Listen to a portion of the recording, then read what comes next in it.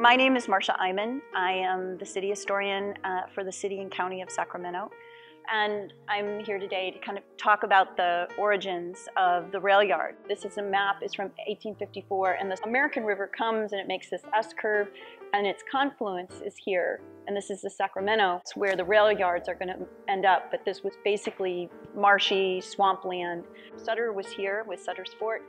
But the city was really formed because of the gold rush and because of the need for a port along the Sacramento River. You have to realize California was not even a state when gold was discovered in 1848. It became a state in 1850. And very quickly, these towns boomed, and Sacramento was one of them.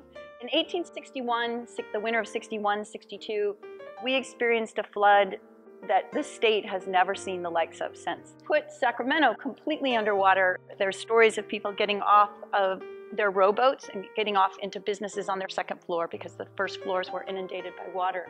After the flood waters cleared, it was a mess. They were devastated, they were financially broke, and they had to come up with a plan to change that. It was the confluence of a river, it was a confluence of events that were taking place as well. When Lincoln became president in 1861, he very quickly signed the Transcontinental Railroad Act, which was to build the Transcontinental Railroad. The big four that were in Sacramento at that time went to DC, lobbied for money, got the money, came back, and went to the city and state and said, we need land for the railroad. And it only made sense that the railroad should run along the river, which it does, and did at the time. And so the deal was with the city gave the railroad the land, but with the caveats that they had to build the levee and that the railroad would run on the levee.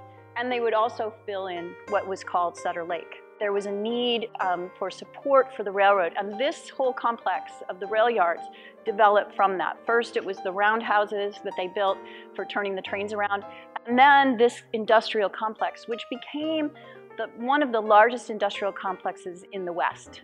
Particularly in California, there was nothing like it at that time. And up until the turn of the century or more, this was the main employer for the city of Sacramento. The majority of people worked here as part of it. Thousands of men and women, mainly men, worked here. And so it became that integral part of the city. The 61-62 flood, that changed the state's economy. We had been a ranching economy up to that point.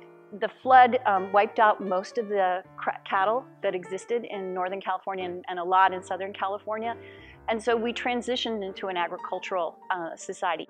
Sacramento became a hub for that because of the rail yard, because of the river. As produce was being grown outside of this, everything came into here. The team is developing this and choosing to retain these structures and to use them instead of tearing them down and building something new and shiny. It'll be one of the defining characteristics of the city.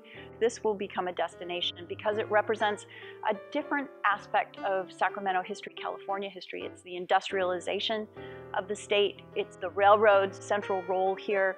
But the buildings themselves are so unique and they're so large and very in contrast to what old Sacramento is, that I think this is a tremendous thing that the developers are choosing to save this instead of wiping it out.